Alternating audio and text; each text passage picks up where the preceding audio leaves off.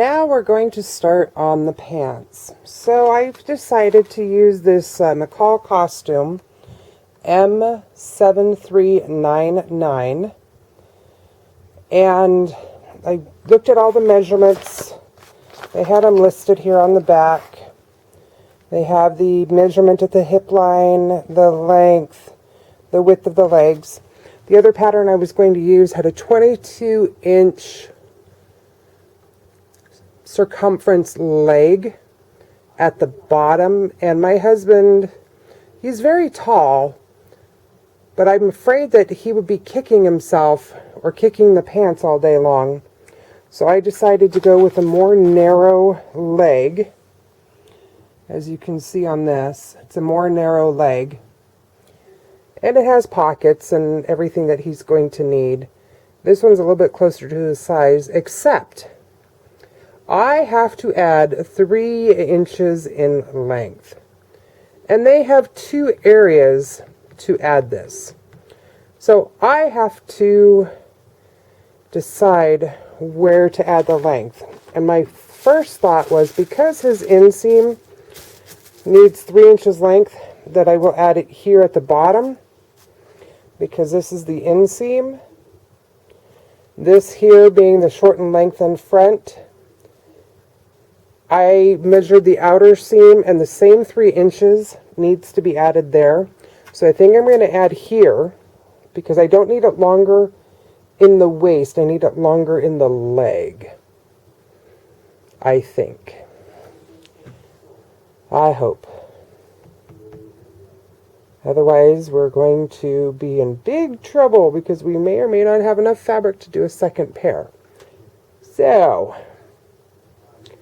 I'm going to take some more measurements, probably get him and do some more measurements, just to see if this waist is going to be high enough. I believe it will be, but if I have to, I can always add another inch here to lengthen this, and that could be all that I need. Now, this corner here is the edge of the pocket, so I'm going to measure the back piece as well and see what that says. But I'll be cutting out the pants and working on them next. Okay, so I've added 3 inches here, and I just wanted to stop and have a little chat. A lot of times I see people asking questions about when they lengthen or alter patterns, they're not quite sure how to redraw the seams or the cutting. So what I did here is I measured out my 3 inches, and I gave myself the center point. And then I taped down this piece here on the line. When I was done with that, I got my ruler and I took the grain line and I extended it through underneath, so that when I laid my extension on top of it, I could keep my grain straight. I knew where I cut, I could keep that straight on this third option line, because there are 3 lines here. So I lined it up here and here to make it square. And so the next question is, how do you get from here to here? The best thing that you can do, especially if you have like curves, is you're just going to grade it. You're going to do the best you can. Remember, most of this is going to be hidden in your seam allowance, and you just want to get as close as possible to a straight line for the size that you're doing to match up one end versus the other. I was cruising along and I went, oh goodness, I forgot to videotape. So this is the inside front of the pocket. This is the lining of the pocket. This is a slant pocket. You can see here that what it has you do is it has you sew the lining to the pocket, trim the seam, and then you're going to edge stitch just inside and then flip it over and press it. And then it has you sew the pocket on, here. And then I went afterwards and I used my serger because this is wool and fraying. And I know my husband is rough on clothes. And I just feel like this is going to protect it just a little bit longer so he gets more wear out of it. So I got both front pockets done. And then I had to put a zipper in. So zippers aren't too terrible. So what I did is I pressed everything like they requested. And then I put the zipper in. Then it has you go along and do this top stitch on the outside. I don't know if, oh, I guess we can see a little bit. You can see where the little zipper part or the fly is. And so here's the inside. I only had an invisible zipper on me. And being 108 degrees out this afternoon, I was not driving anywhere. I was staying inside my air-conditioned shop because that is hot outside. So this is the front where the pocket is. And then they had you sew down to here, or attach it here. And I went ahead and they had you baste this. I already took the basting stitches out because I forgot I was going to show you this. So next steps are to put the darts in the back, sew the center seam, inner legs. I'm going to do that, and then I'm going to sew up the side seams last. My husband's measurements, I made this to the waist measurement, but his hips are much smaller than the waist measurement, so I may end up taking some of this in as far as the hips. We'll see. Or we may leave it loose. Just depends on how our fitting goes. But that is going to be, well, for you in a few minutes, but for me it'll probably be tomorrow. So, sorry I didn't show you as much as I could have shown you.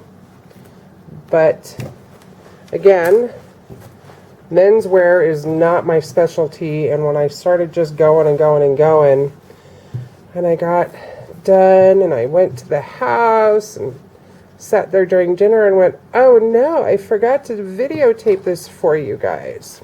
So, I came out to just let you know what we've done so far. Alright, see you momentarily. So the back of these pants have darts. No back pockets, it's front pocket only. So I went ahead and put the darts in, and now I'm going to serge the edges before I stitch it together. Alright, so the next step is going to be pinning it together and stitching up the inside seam, and then after that I have to kind of fit it to Mister so we can see how much I have to take in, whether it's inseam and outseam, just outseam. So I'm going to keep on stitching up this seam. So the next seam after you do the inseam is the front to back crotch seam. And so you're going to want to start it as close to the end of your zipper as possible inside here. Then you're going to stitch all the way up to the far back end. Then they have you do a secondary stitch, more for security reasons, so that if one gets ripped out that you're not walking around with your underwear showing here. So then they have a second one. And then the next step is sewing up the side legs, the side seams, and putting on the waistband. So I'm going to work on the side seams and then figure out the waistband. And then I'm going to have him try them on to see if I need to take the side seams in. Because again, I made this to a waist measurement, not his hip measurement, and his waist and hips are the same. So I expect it to be a little too big, but if he's comfortable with it that big, or it doesn't look super big, I might just leave it. Otherwise, I might take it in a little bit in the hip area. We'll wait and see how the fitting goes. Dun, da, da, da, they're done. They're done, they're done, they're done. We have achieved our waistband and button. We have achieved pockets. Gosh, that's a huge pocket. I wish we could get that in women's clothing. But part 2 is now done. So the vest was part 1, the pants were part 2, and now for the overcoat. Oh, look here, my husband even put a hat on him. So, dum-da-da-da, done. Pants are done. So the waistband went on just real simple. It was 2-piece waistband, and then the lining. Simple waistband. Nothing exciting. Got him to try them on. Length is good. Waistband is good. I did take it in a little bit here. I took in about an inch because, again, it was calling for two sizes larger in the hips, but he's round in the belly. So, all right, now on to my next project. So don't forget, subscribe, share to other people if you think they'd like this. Feel free to ask questions, and as always, have a great day.